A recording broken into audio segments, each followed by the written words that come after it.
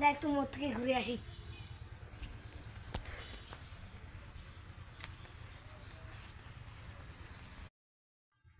যা একটু মোড় থেকে ঘুরে আসি।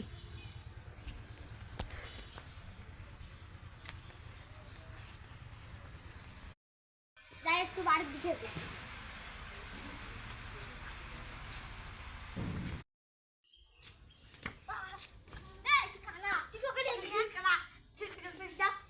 এত বড় সাহস!